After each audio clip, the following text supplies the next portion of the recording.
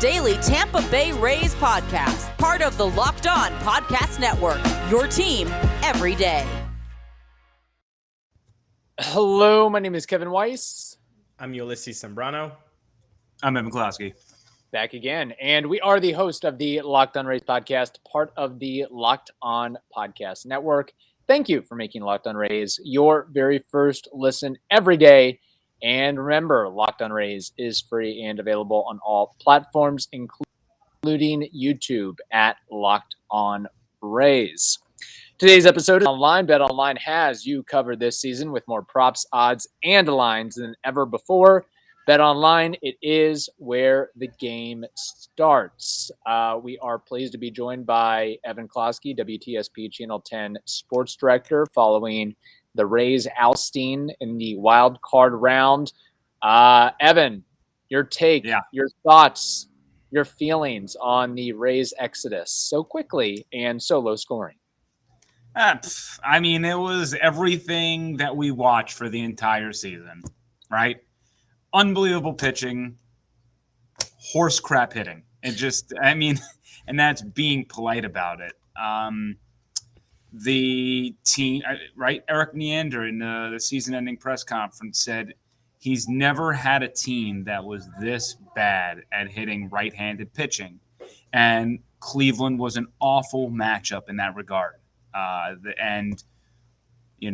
The one run they generate is off a Jose Siri home run, which for some reason he's a Shane Bieber killer. For some reason, this guy is Barry Bonds against Shane Bieber. I don't know why. By the way, the first out he made in that game against Shane Bieber should have been a home run. That was crushed. Mm-hmm. And then also the wind with Yandy Diaz in the second game knocked down his leadoff homer, which I think would have been something of note as well. So, there were, playing the elements there in Cleveland certainly made it hard to hit home runs. That was the only offense generated the entire series, right? So you had two anemic offenses that don't lift the ball, and it came down to the fact that the Guardians hit 2 home runs and the Rays hit 1. The Rays hit a solo homer and the Guardians hit a 2-run and a solo homer. So it's just, whatever. This team, there's a part of me that says they, making it to the playoffs was a success with the lineup. We can look back and they trotted out in July, end of July, beginning of August, right? When we were talking 5 years, we're going to look back and be like, what the heck was going on here? But then the other part of me is just, talking with Eric Neander, listening to Eric Neander, just, the disappointment, right? This is the 4th year making it to the postseason, and you want to see progress, and especially coming after whatever, the 2020 shortened season, which is a little bit misleading. Only in a sense that it was a shortened season and, things are inherently different with that. It's a smaller sample size, but you felt like they had the big experience with them. And I think it just goes to show you, maybe last year was the bad pitching, this year was the bad hitting, and hopefully next year it materializes into both sides coming together. But, look at the team the Rays had last year and this year. It's night and day. And it still, I think, eats at that organization. The fact they got bounced out so quickly last year, because this year, this team kind of felt like this was the end result. What was more surprising? Surprised? I'm not surprised. Okay, well, let's talk about surprises. What was more surprising to you? In his third start, Tyler Glasnow goes 5 scoreless and looks like $25 million a season, or the fact that in 24 innings, the Rays can only score 1 run. What was more surprising to you? What was more surprising to me was the 1 run. My feeling on it is I do not believe – I think this offseason needs to be a meeting of the minds between Kevin Cash and the front office. And I think the way that things were and the way that things are need to come together. I think that Kevin should have been a little bit more creative in that series to get runs. Now, albeit nobody was getting on base. So there's a problem with that. Kevin said that, he felt like his hitters were pressing. Nobody was really walking a lot. But not that it mattered because, Kluber gave up a home run at the bottom of the inning. So at the very least, it would have been a 1-1 contest. But I go back to that 15th inning, and you have first and third. And to me, I thought you had to send, Margot on first? Did he get the hit? It was Mejia at the plate. It was Brujan at third and Margot at first. I believe you're right. Margot should have went the first pitch and gotten picked off. Like a little league play. Like I thought, and if they don't throw down, now you have second and third, 1 out, and now a single brings in 2. Mm-hmm. So and not to mention, in those scenarios, like a suicide squeeze is a possibility. I was getting to the point where should freaking Brujan think about stealing home? Like that's that's that's an irrational thought that I'm having. And I'm thinking that might be a better chance of scoring than what they're going to do right now. But, it is what it is. It was just a little bit mind boggling that they couldn't. The Rays for so long have built themselves on high OBP and just if you're not going to hit home runs, getting on base and stealing and doing all this stuff and using athleticism. And I don't know. I just felt like they were hoping that something would materialize. And it wasn't. You had to enter that series saying, I need to get my guys cooking somehow, some way. And I think more than ever, you got to establish the bunt. I mean, I asked Kevin about that. He doesn't think that's going to be really a big thing in the future, but I do think that teams are bunting more. They're allowing their speed to kind of force the issue. And if they don't present power options into this lineup, they need to be super creative about what they're doing with their talent, moving them about the base paths, and trying to manufacture runs, which is why I'm okay with how many times they were caught stealing this year. I'm not so okay with some of the bogus base path decisions that were made along the way. There was some that were egregious, but I'd rather them get outs that way than try to wish upon a star that the offense is going to click for an entire postseason, which it was not. You talk about bunts. The Phillies, I think, did 4 sacrifice bunts in the whole season, and I think they're up to 6 or 7 in the playoffs. So you can see how every run matters in the playoffs. And I like what you're saying. Why was there not more creativity in those 2 games when you're really looking bad? Now, we talked about this endlessly, and I think we're going to keep talking about it, Kevin and I. The offense looked very one-dimensional. They were all swinging for the fences. There was no adjustment made at all to their approach. It was just swing away. Even Kevin Cash said they were swinging for the 3-run home run with nobody on base. So my question is this. What is happening? Were the coaches and Kevin Cash not telling the guys, hey, you guys need to change the approach? Were they telling that to the players? And the players are not listening to them? Or is the coaching staff just keeping mum's the word and not telling the players, hey, this is something that needs to be changed? Because I feel like either way, whatever happened, it's probably a bad thing that's happening. Before you answer that, Evan, I have breaking news here. Very important stuff. And that's betonline.net. Betonline.net is your number one source for football betting info this season. You can find all the latest player developments, team matchups, news, podcasts, and in-depth articles and analysis on every game you can find. And as always, BetOnline remains your continued source for all your sport wagering info with live betting and up-to-the-minute scores for every sport out there. It's the fastest and easiest way to check in on all your favorite games and events. So head over to betonline.net or use your mobile device to learn more. BetOnline, it is where the game starts. All right, Evan, take it away with your answer, your response. Yeah, I'll say this. I think when you hit the postseason, you are who you are. You can try to tinker and advise and suggest and do all these things, but when you're in the postseason, it's not the time to start deconstructing things. It's just you are who you are. And Yandy was fantastic all season, and he was dealing with a shoulder injury, and you don't know how much that hampered him, but didn't hit great. I don't even want to say didn't hit great. He hit bad. He was poor. He wasn't even getting on base. Wasn't even drawing walks. Wander Franco, who is, regardless of the power we didn't see, and Kevin Cash said, he's most excited to see what Wander can do next year because this was a really, really tough year. Wander never in his history playing for the Rays in the minor league system ever had an injury. And he had two. One was a soft tissue, which was sort of starting to emerge from last year, which seems like a recurring problem.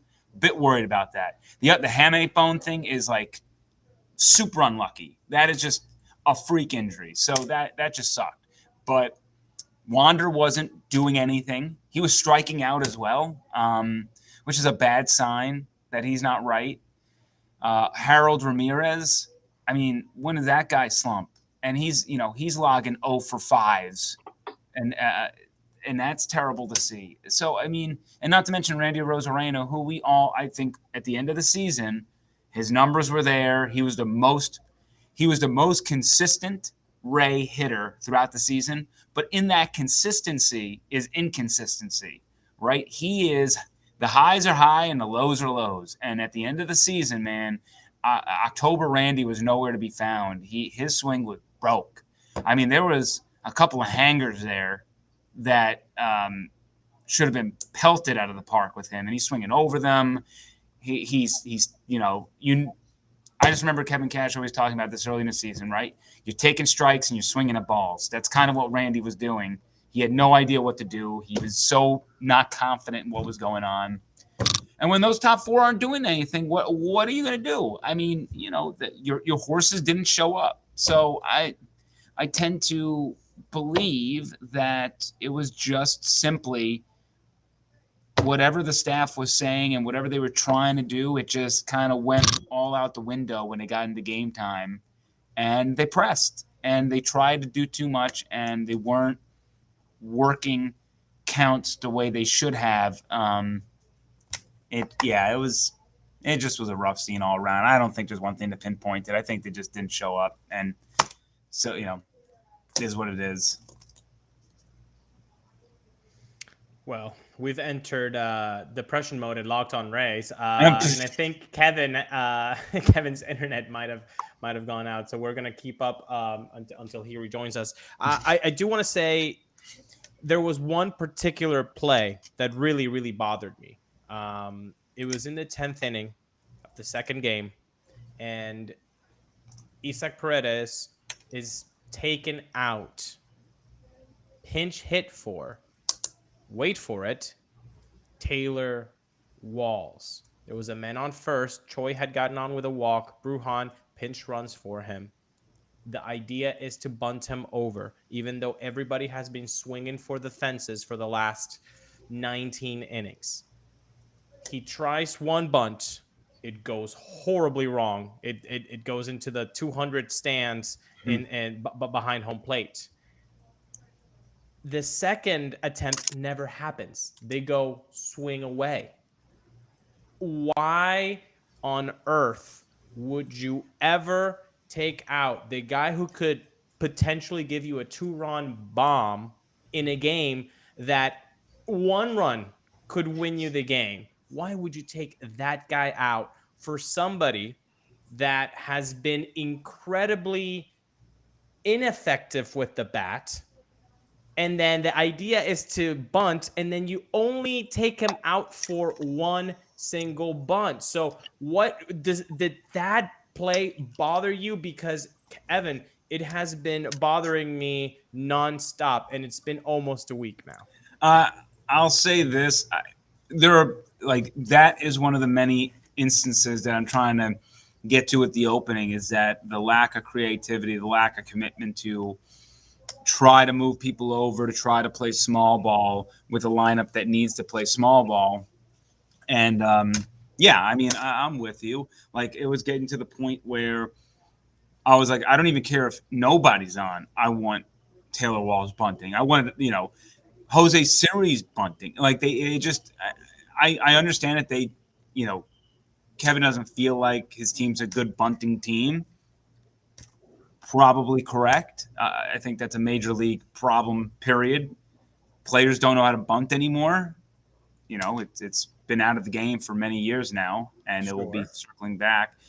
But I just thought, man, there needed to be some attempts to just do something. But again, I go back to it. It's just they just weren't getting on base. I don't know if there's one thing to be frustrated about. It's just like they just stunk as a collective unit. Like, they couldn't hit. And we can go through all the games where they scored 3 or less runs. Kevin, wasn't it like the last of their last 9 games, 7 they scored 2 runs or less? It was something egregious like that.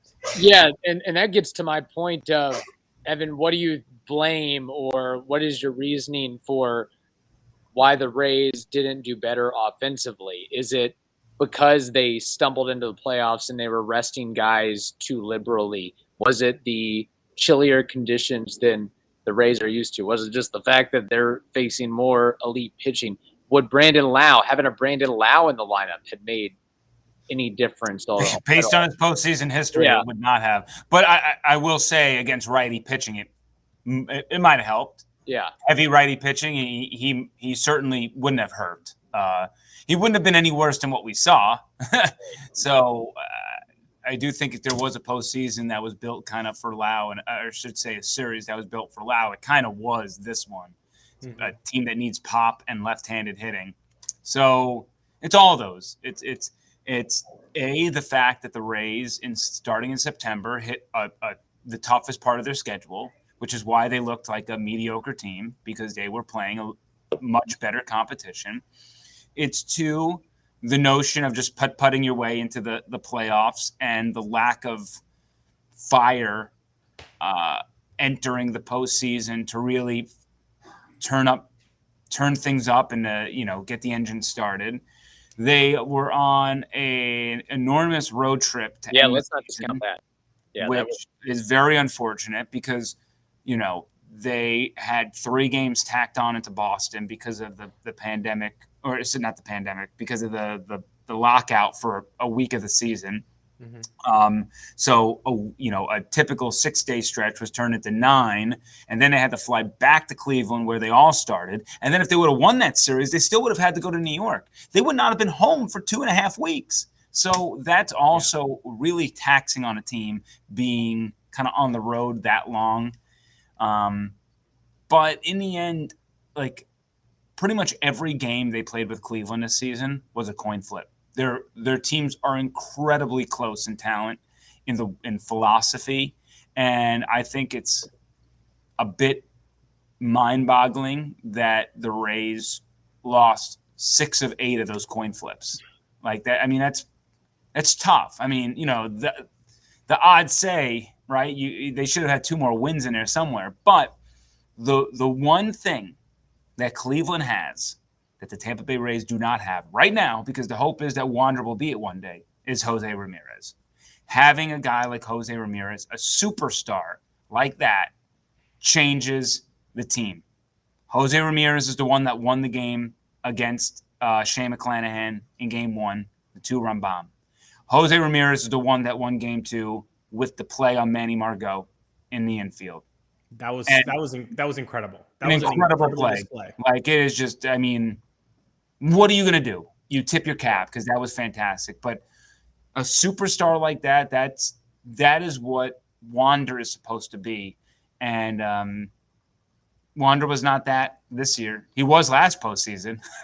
He was one of the few positives from that experience. But, this has been a very, harsh reality type postmortem. I will say, talking again with Kevin and Eric and hearing them at the press conference, they truly believe they are in the best spot entering 2023 pitching wise that they've ever been. I think there is a reason why they've made the financial commitment to Glass now, because they believe the window is now. If they did not, they would not have paid him. Mm-hmm. So they thoroughly believe that they are going to go for it the next couple of years, and that Glass now, McClanahan, the fact that Springs and Rasmussen can now go through their offseason program schedule thinking that they're a starter versus potential reliever. That's going to also change their capabilities throughout the season. That's 4 guys right there, and obviously they have, the bullpen guys, which hard to project. Tampa Bay is always going to mix and match and find guys we've never heard of before, and they're going to be a thing. Just please do not throw Yacobonis onto the mound. Hey, he's the next sub-3 ERA guy in the Rays. Jimmy Bag of Donuts. I'm calling it now. I want to go over that Jose Ramirez thing, because that is what the Rays front office and obviously Rays fans are hoping that Wander turns out to. But in 2023, there was a quote there by Neander saying it would be, I don't know, maybe I'm paraphrasing, but it was something like, it would be irresponsible or negligent of us to just stand pat. So yes, we need it was something along the lines of, it's not, not in our DNA to just, hope that things are going to change. Right. They will. So, what does that mean for you, Evan Closky, mm-hmm. as not only, a guy who's in the weeds, but also a baseball fan? Like, what does that mean to you? Does that mean a veteran 36-year-old Jose Abreu, a 36-year-old Michael Brantley, or does it mean a guy that you mentioned during the August trade deadline this year, Christian Walker? What is that quote, if you can kind of infer what he means? Is it a veteran leadership 35, 36-year-old guy who's been there, done that, or a younger guy who might have a little bit more team control but could struggle? Everybody could struggle, but when it's a guy, you have a little bit more hope and faith in them than just a 3-year, 4-year kind of guy. Yeah, the big thing is Neander talked about how they are always going to be dependent on youth. But he thought this year was especially difficult because this young group, this young lineup, didn't have a veteran hitter to lean on with experience and consistency. Even though David Peralta did not provide the kind of production they were hoping for, they did really appreciate David Peralta, the human, and the experience he brought, because he thought it was something the locker room needed. And I would imagine that the person they bring in is going to have to check off both experience and power. And I have yelled on this podcast before, right? They need a dude in the 4 slot like they had with Nelson Cruz, who also didn't meet the production that they wanted at the end of the day. But I think we were all a fan of that move. I don't regret 100%. That move. That's what they should have done. They need a guy like that in the middle of this lineup that is a feared hitter, and not to mention he should be batting behind Wander to help him out, get him going, get him seeing pitches. So you need something, and I think he just felt like there was no guy, there was no head honcho. So to my thoughts on what I think are going to happen, I'm sure there's going to be something that shocks us in the offseason. There always is. Yeah. There always is. But look, first base is an obvious position that they need to fix. I think the days of G-Man Choi are gone.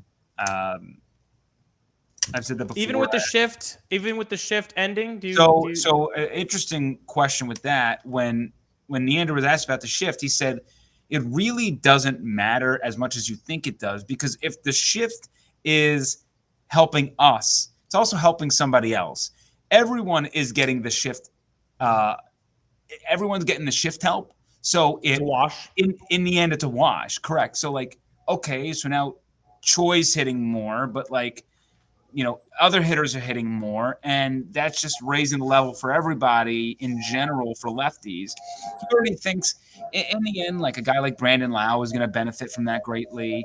And I don't even think that we know the creativity that's going to be held into the shift, right? Just because you put two infielders on the right side, it doesn't mean that you can't bring the outfielder in, right? I think that the shift really makes Vidal Brujan a very valuable asset, in my opinion, not only because of speed with the base size, but also if you are going to bring in an outfielder to play sort of an infield position to avoid the shift constraints. Now you have an infielder outfielder to play that. And I think that's probably the way to fix that. And you might have to live with the double you might have to just shift your center fielder over. You have Jose Siri, right? We assume that Siri's going to be the guy and Kiermaier is going to go on somewhere else. Maybe something changes there. I know they love Kiermaier. But you might just have to shift Siri over and live with the results of a potential double or triple, here or there to get more outs than not. So, that's one of those things that I think will be figured out along the way. But yeah, I think there's going to be a complete re-examination of the offense. And I think there's so much creativity that can happen over the offseason of how to fix it that it's really tough to hone in on what's going to happen. But I will say they tried to get Freddie Freeman in the offseason. They knew first base was a position that they wanted to upgrade in. I still think that remains true. They really need a power. First base can be a power position in your lineup, and it's a position where you don't need to depend on defense. I think it's a spot where they should absolutely try to just get somebody in there who can provide instant pop, and they don't have to rip their hair off worrying about oh no, he's not versatile enough, or he can't play defense well enough. So that, to me, it starts with kind of getting the arbitration guy settled. Figure out the 40-man, get rid of whoever you got to get rid of, bring in new prospects to fill in the system a little bit to clear up your space. What are you doing with Kiermaier and Zunino? And then after that, then it's attacking the free agent market. So, I know that Mark Topkin wrote this. I would not be surprised if Randy was traded, that was their big move. Right. But I also think that's fairly foolish at the price that he's at right now, unless the fight that he had with Yandy, unless there's something brewing that we don't know about. And I certainly don't know about it. I'm just saying that to me, it would have to be something that's it would have to be something along those lines where you think that the clubhouse isn't loving him to trade him, because I still think he's way too valuable, right? He went 2020, 2030, and the ups and the highs and lows, I don't care. In the end, he was the most consistent Ray hitter on a team that couldn't hit. So, and he's a great price. So it better be an offer that blows you away if you're trading him, or it better be something that we don't know about if you're trading him. Yeah, and again, his value, like you said, it may not be any higher. I don't know if this is his peak. He should be in his peak years right now. So you better be getting some sort of haul for that. But so do you have one name in mind as to who that power bat is that you'd like to see that is reasonable in a Rays uniform? Is it Jose Abreu? Is it something like that? I mean, it just depends on what his price is. I mean, you have to take a little bit of risk there with the age, right? But I think Jose Abreu would be – he really fits kind of the identity of what Neander likes, what this Rays team likes. And I think he would be a tremendous leader. a guy that has a lot of experience under his belt, and somebody who can freaking lift the ball. So I think that makes complete sense, and I don't see why he would want to return to Chicago. So, I mean, yeah, that's a mess of a clubhouse. That's for sure. Yeah, so I think that's a pretty good bet, but I don't think that would necessarily be all either. So, I genuinely think that there's going to be a lot of tinkering offensively, and maybe minor moves here or there. On the pitching side, I like my veteran pitcher they signed for $8 to $10 million per year prediction is a guy like Noah Syndergaard. It seems like I said that. I think his stuff is so good that if you just put him in the Rays pitching laugh with Kyle Snyder and all the information they have, man, would that be nasty. But he did make $22 million this season. He's going to command something around those lines. Can the Rays actually afford that much money in one guy? I don't know. Let's be honest, though. $22 million in LA is like $8 million in Florida. So. Yeah, and I also want to say that he was signed to a 1-year show me deal, and he didn't quite show me what he wanted to show me, right? So he's got to go another show me deal. I mean, he was per Fangraphs, I know that's not a fan here, a 2.2 WAR pitcher, and he was, before his injury, he had back-to-back 4 WAR seasons. So, the Angels, when they signed him, were banking off of a 4-win pitcher on a 1-year deal. And overpaid in that regard. I personally don't think that like 12 to 13 million is out of the question to sign Syndergaard. Like, he's not striking out people the way he used to. So, I mean, his K per 9 was 6.35 this season. This was a guy that like his entire career lived in double digits and was no less than 9. His entire career was no less than 9. And then he went. Get him in a room with Kyle. So write the check. It should work. Yeah, and I think that's the way. I mean, if Noah is serious about extending his career, wanting the big payday, I mean, how many times have Rays pitchers graduated into? Endless. I don't know, and they can sell him on Corey Kluber. Kluber was never freaking healthy. Made it through the whole year. And he was decent. Most innings pitched, Evan. Nobody would have said that. Nobody would have put green Skittles on BetOnline on that. I think Kevin was really close one time, but he didn't pull the trigger. I don't think. Yeah. Great job, Evan. Where and how can people find your work? Yeah, at 10tampabay.com. Also on Twitter, at Closky WTSP. You can find me on Facebook, Twitter, Instagram. Hit me up. Send me your questions. I'll always respond unless you're being a jerk. If you're being a jerky pants, not happening. Hit us up. We got Buccaneers season. Hopefully they're heading to another Super Bowl. The Lightning just started their season, believe it or not. So we're going to be heavy Bucks and Bolts. The December meetings will come soon enough. The Rays always surprise us with moves, and I guarantee you with this early exit, Neander and company are itching to make some moves, and they will act quickly once the World Series is over. Hopefully. Will the Lightning average more points per game this season than the Rays averaged runs per game this season? Yes. That's confidence. He didn't even. I don't know. You could have the answer. You could have put me into Tampa's Little League team, and I would have. Oh, yeah. Come on. I'm not trying to be a jerk here, but it was a bad offense. It was a bad. Yeah.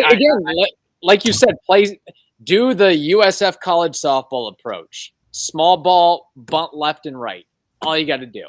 The biggest decrease in MLB from runs scored per game in 2021 to 2022 belongs to the Tampa Bay Rays. Yeah, we'll have to go through another one because it certainly hurts losing Brandon Lau and Mike Zunino. I mean, that's like what, like close to 70, 80 home runs, assuming that they were to replicate what their performances were, which there's an argument to be made that they were never going to do that again. But that's. You definitely lost some production, maybe not 75 home runs, but you lost Like you watch Cal Raleigh for the Mariners, like that's Yeah. what Zunino was supposed to do, right? Yeah. I mean, the guy low average, high slugging, and that was the so. In that, I mean, Zunino coming back would probably be more of a byproduct of how much they love him behind the plate, maybe more than thinking that the bat is going to be a 30 home run bat again. But they got to figure out what they want to do. If do they like Bethancourt? Do they think there's something there? I like Mejia as a backup. I think he's very effective in a limited role. So, catcher's still a bit of an albatross unless they want to trade for your boy Sean Murphy. Yeah, there we go. That's an option too. Thank you for making the Locked On Rays podcast your very first listen every day. Now make your second listen the Locked On MLB podcast. That is also free and available on all platforms. Hope you all have a wonderful day. Stay safe, and we will talk to you next week.